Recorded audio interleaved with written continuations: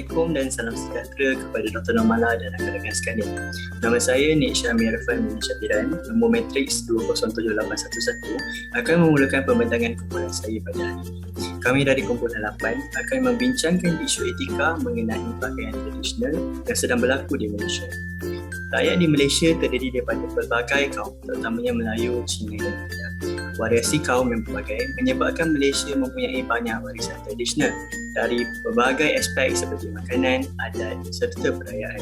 Selain itu, setiap kaum turut mempunyai pakaian tradisional tersendiri yang amat unik. Sebagai contoh, masyarakat Melayu mempunyai baju Melayu serta baju kurung yang selalu diperagakan ketika hari perayaan Aidilfitri. Pakaian masyarakat Cina pula seperti Cheongsam dan Samfu merupakan sesuatu yang selalu ikut pemakaian mereka ketika hari perayaan Tahun Baru Cina. Pakaian tradisional menjadi satu simbol identiti yang utuh bagi sesuatu kaum sehinggakan pemakaian busana itu tersendiri disimbolkan sebagai suatu kewajipan bagi menghadiri majlis-majlis perayaan dan perkahwinan. Identiti pakaian-pakaian ini kian tercemar akibat berbagai faktor yang secara tidak langsung melunturkan maruah dan unsur tradisi busana-busana tersebut. Bagi membincangkan faktor-faktor yang menyebabkan kejadian sebegini berlaku, saya akan serahkan kepada rakan saya Ahmad Zaimirul untuk mengupas isu ini dengan lebih lanjut.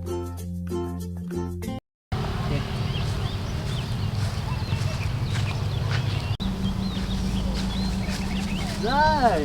Lama dah jumpa Zai. Gila-gila. Khabar? Khabar baik.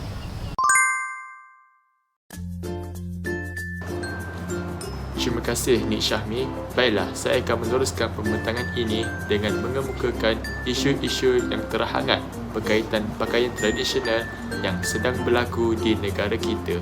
Antaranya ialah isu pertama, wujudnya persendaan terhadap seseorang yang sedang mengamalkan pemakaian tradisional. Contohnya, isu persendaan pakaian Iban yang dilakukan oleh seorang influencer yang lebih dikenali sebagai Zinakal. Dan isu yang kedua, terciptanya perubahan dari sudut mereka fashion terhadap pakaian tradisional yang jauh daripada fashion yang asal. Contohnya, kain baju Melayu dan kain baju kurung dikecilkan bentuknya. Persoalannya, mengapakah kejadian seperti ini berlaku? Antara punca yang menyebabkan isu tersebut berlaku ialah kebanyakan anak muda pada zaman ini kurang perhatian dalam diri mereka terhadap adab berpakaian tradisional yang disebabkan kurangnya didikan daripada pihak ibu bapa mereka kerana sibuk dengan hal kerjaya. Selain itu, wujudnya trend modernisasi yang didakwa kelihatan lebih bergaya yang menjadi asas dalam membentuk pakaian tradisional. Hal ini demikian kerana kebanyakan mereka fashion lebih gemar membuat pakaian yang lebih menjimatkan kos dan kurang menggunakan bahan buatan yang akan menyebabkan budaya pemakaian asli yang diwarisi semakin hilang di telan arus zaman. Sekian daripada saya dan saya serahkan pembentangan ini kepada pembentang yang seterusnya iaitu Fatia. Ni, kenapa kau pakai baju Melayu time-time ni? Kita nak pergi jumpa je kot. Kita pakai baju biasa-biasa sudah. Apa salahnya nak pakai baju Melayu? Apa kita nak malu? Tradisi kita kot baju Melayu ni. Daripada kau pakai macam sweater macam tu, mana ada tradisi?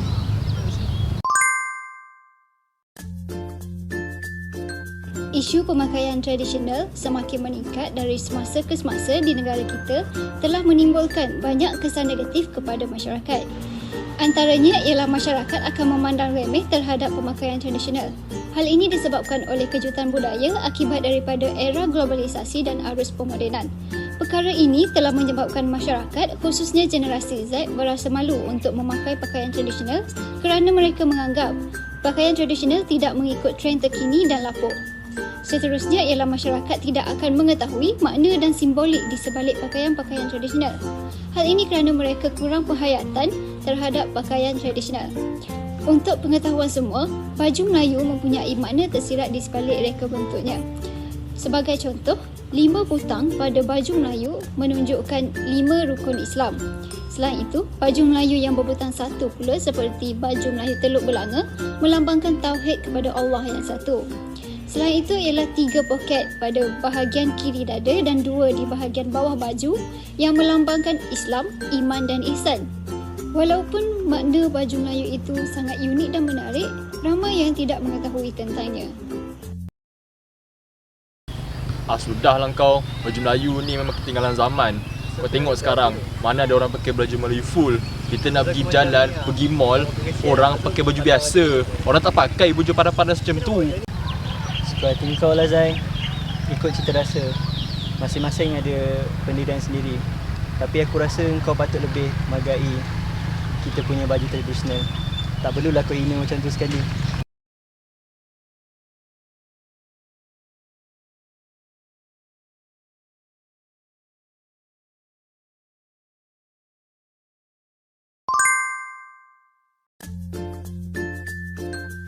Seterusnya, antara langkah proaktif yang perlu diambil bagi menangani isu pakaian tradisional ini ialah dengan menerapkan pengetahuan tentang pemakaian tradisional dalam mata pelajaran di sekolah.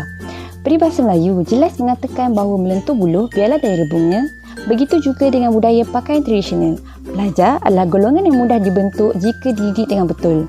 Sekaligus mainkan peranan yang amat penting dalam mengetengahkan budaya pakaian tradisional sebagai pakaian yang melambangkan ketinggian nilai hidup serta kehalusan masyarakat dahulu kala. Langkah seterusnya sudah pasti melibatkan penggunaan kempen kesedaran yang berkesan oleh pihak berkuasa. Sejajar dengan kemajuan negara pada masa kini, penggunaan media massa amatlah wajar sebagai medium untuk menjalankan kempen kesedaran dan kepentingan pakaian tradisional. Lebih-lebih lagi dengan menggunakan tokoh budaya sebagai juru cakap kempen tersebut bersama-sama informasi yang lengkap mengenai pakaian tradisional kaum-kaum di Malaysia. Kaedah ini dapat memastikan masyarakat memahami dan mengetahui mengenai kebudayaan sendiri dengan mudah dan menarik sekaligus wujud kesedaran untuk menghargainya. Justeru, kempen yang efektif berupaya untuk memastikan kelangsungan warisan pakaian tradisional ini agar terus berkekalan.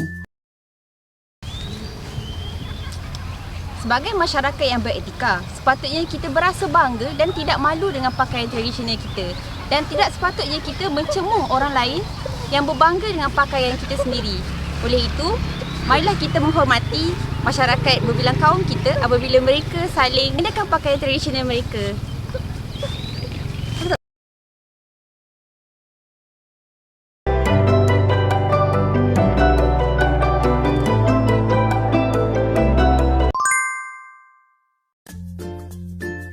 Sebagai kesimpulan, rakyat Malaysia yang berbilang kaum perlu menghormati busana pakaian tradisional sesama kaum agar tidak timbul lagi isu persendaan terhadap pakaian tradisional kaum tersebut dan isu perubahan bentuk pakaian tradisional yang berlainan berasal. Bagi sesetengah kaum, isu pakaian tradisional ini amat sensitif bagi mereka. Maka kesedaran betapa eksklusifnya pakaian tradisional perlu diterapkan dalam diri setiap masyarakat. Ayuh rakyat Malaysia bersama-sama mempraktikkan pakaian tradisional dalam kehidupan seharian demi membina perpaduan kaum dan mencapai visi dan misi keluarga Malaysia yang dicetus oleh Perdana Menteri negara ini iaitu Yang Amat Berhormat Datuk Seri Ismail Sabri bin Yaakob. Akhir kata, marilah kita menghayati kata-kata daripada beliau. Umpama selembar benang dikait, ditenun dan dijalin, akhirnya menjadi kain yang sempurna indahnya. Itu saja daripada kumpulan kami. Terima kasih kerana meluangkan masa untuk mendengar pembentangan kumpulan kami. Sekian, terima kasih. Aku suka dua baju Melayu ni. Dia fit, modern, tak macam baju Melayu dulu. Baju Melayu dulu labuh ke depan macam ni ha. Tengok color dengam, masuk dengan apa-apa jenis lojin. Lepas tu boleh lipat lengan, elok kemas je. Lepas tu tak nampak dia punya ruang antara lengan dengan baju. Tak macam baju Melayu dulu. Baju Melayu dulu besar nak. Baju Melayu dulu besar.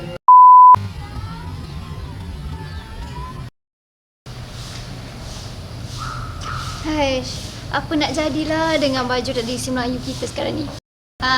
Kalau korang nak tahu, baju Melayu sekarang yang diubah suai tu kebanyakannya tak menunjukkan langsung seni warisan kita tau.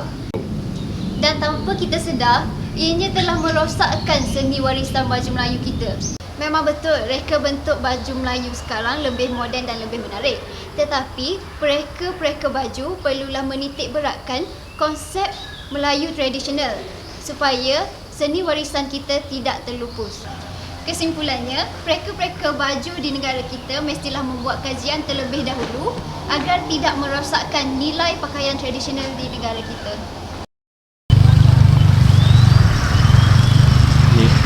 Aku nak minta maaf tu pasal itu aku cemuh pasal baju tradisional kau.